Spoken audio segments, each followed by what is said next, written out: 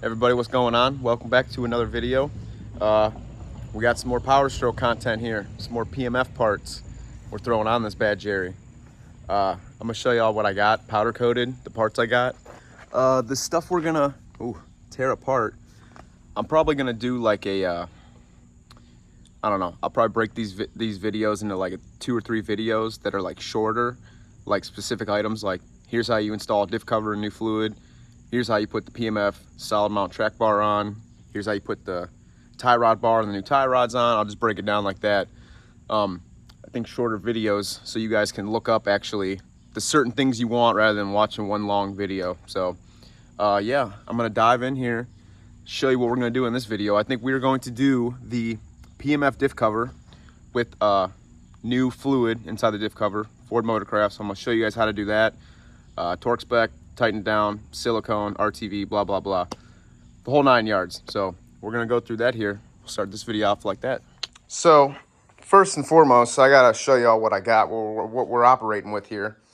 So right here, we have the PMF, I don't know what you call it, tie rod bar, the whole front bar, which we're getting rid of that one, that ugly one with the clamps and everything. The reason I bought this too is because I do have a bad passenger side tie rod. So it comes with, well, I don't know if it comes with, but buy 2 extra tie rods. Heavy duty XRF Platinum Series tie rods. So it comes with them, and then just a big old jam nut. So one's left-hand thread, one's right-hand thread. Definitely gonna wanna kill some blue Loctite or red Loctite on these when you tighten them down. Obviously you're gonna need an alignment. After the alignment, I honestly might just throw some red Loctite on them and smoke them down because you do have to check these periodically to make sure that they're staying tight. So we got this bar right here. We have the solid mount track bar, adjustable, which looks beautiful.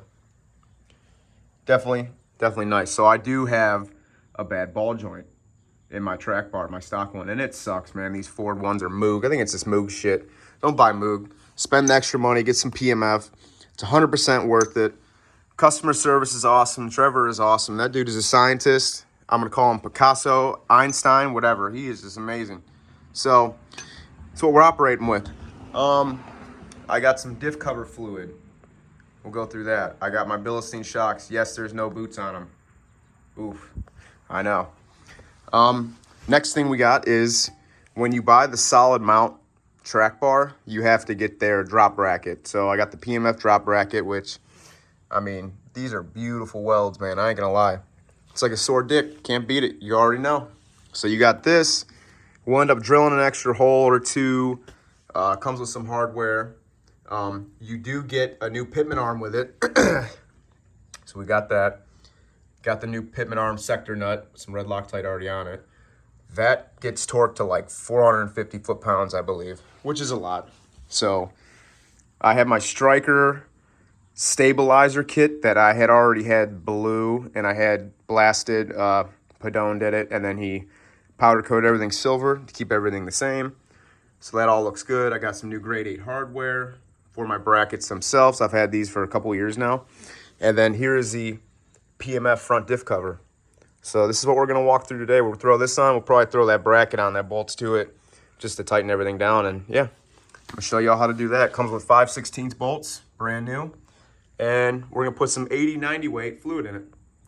So yeah, we'll walk you through that. All right, guys. This ain't an ad, but I'm making an ad. Truck Crate, dieselcrate.com. Delivered monthly, my subscription.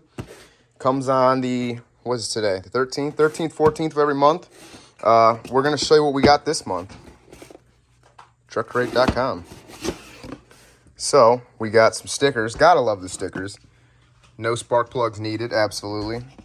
Secondhand smoke, cowboy killers, baby. You already know. We got some heavy duty hand soap, grip clean. That'll be nice. My dick beaters are getting pretty dirty a lot, so be good to keep them clean. Oh, yo. We got a beef stash. Nice, brother. Smoked mosquito, yeah. Nice beef stick, brother.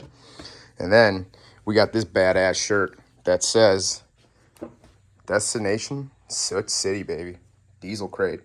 It's like a sore dick, man. You can't beat it. If you guys want to get this, I got some codes for you. First time, use code FAMILY, and you get 50% off Diesel Crate or any of these other cool options here. So, if you guys want it, use my code FAMILY. Very cool. Also in this envelope, we have just a little grippy mat for like your phone, charger, etc. Nothing too crazy, but cool stuff. So, yeah, that's it on that, guys. All right, y'all. So here under the truck, we got my OEM Dana 60 cover, which we are ditching this cover. Like I said, we're ditching this tie rod bar. Everything I showed you guys, self-explanatory. You can see what's getting replaced. All this bar, both tie rods, diff cover, this track bar, which the track bar, you see there's a ball joint, which that's actually bad too. So we're getting rid of that ball joint. We got the solid mount that's going to go right there, which will be awesome.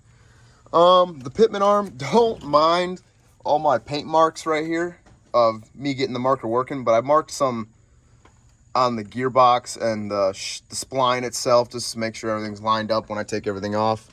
The track bar mount that's coming off. So yeah, so right now we're gonna start this video. We're doing the diff cover. So you guys got a 15 millimeter. You're gonna want to get these off, and we're probably gonna leave this top one in probably a little bit, and then we'll take all the other ones off right now. So buzz all them off. Also, I got a pan here. Got some cardboard just in case it makes a mess, but we're gonna go through, zip all these off. I'll leave that top one in. I'll kind of start prying up down here and get all the fluid to run out. And yeah, there's a process if you're reusing it, which you can, cleaning everything up, but we only have to clean up on the pumpkin itself, on the axle, before we get the new cover on. And yeah, we'll walk you through that. All right, y'all, so we almost got all these out. We already got some little drippy drips going on here. That's paint flakes in there, don't mind that.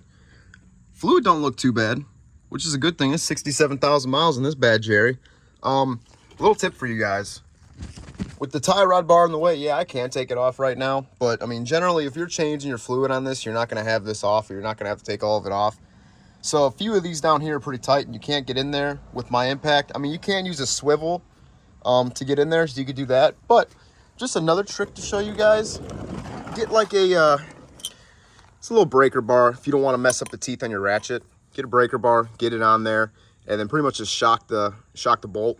Hit it with a ball peen. Hit it a couple times to shock it. It'll break it loose. So it's a little tip for you guys. Yeah, we're gonna get this bad Jerry off. All right, y'all. So like I said, I leave that top bolt in. Once you get to this part, I just take a whole flat blade screwdriver, get her in there, pry her a little bit. I don't know, man. I'm not too disappointed with that fluid after almost 70,000 miles. I mean, don't mind that. It looks bad in there. But yeah. So we're just kind of working her a little bit. Yeah. Bushy gushy. Nice. Oh yeah. Oh yeah. Not bad, brother. Not bad. Nice. All right, y'all. So we got our little drippy drip. If anyone want to know what inside of a Dana 60 looks like, not bad. Not bad. This cover, it's getting trashed. So if you were to reuse this, you would scrape all this off and clean it all up real nice.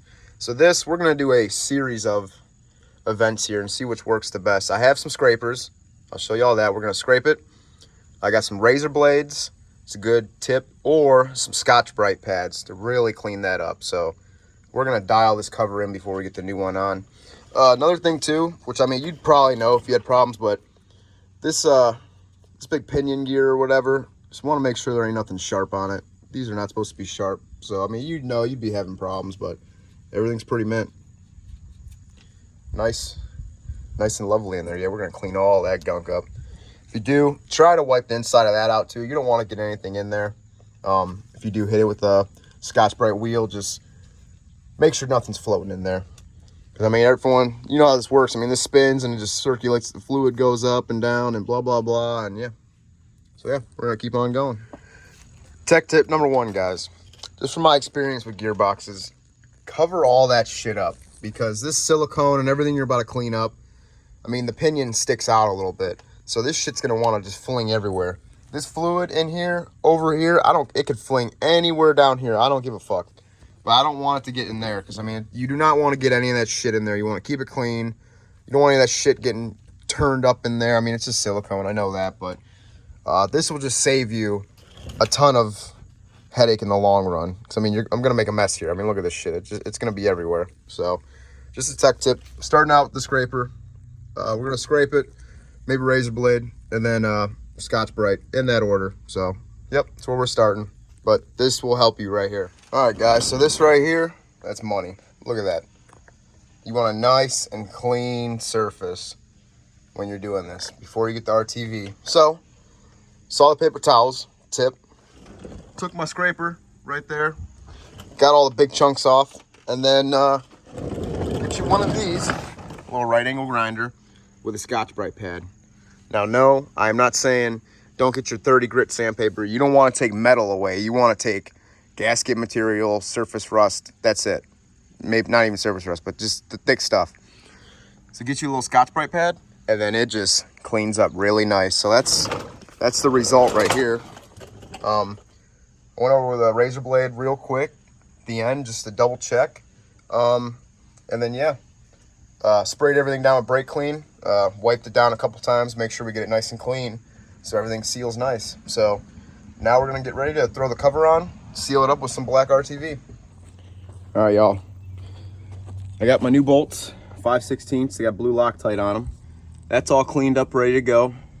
Got my bracket that bolts to the diff cover sitting there chilling like a villain waiting. So this is the stuff I'm using. Ultra black gasket maker, oil resistance. You guys, I mean, look into certain things you want to use. This is good stuff right here. I mean, Ford's going to tell you, they'll give you a part number. There's a Ford gasket maker to use. I think they make gaskets, but I would just use gasket maker, honestly. So we're going to throw this on the cover.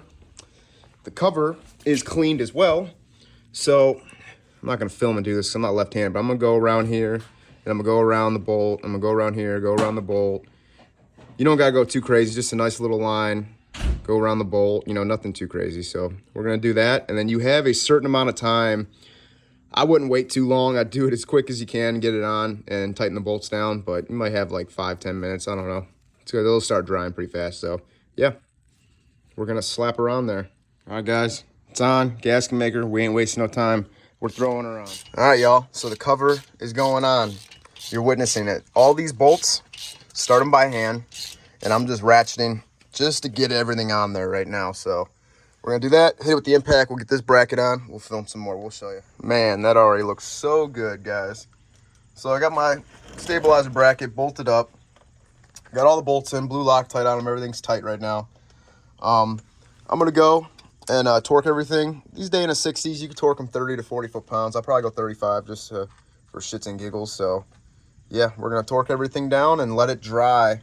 Now you could probably wait an hour to dry, let it dry, and then you could add fluid in right there.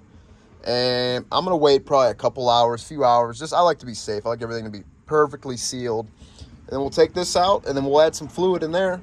And once the fluid level comes up, right before it comes out of there, that's how you know you're good.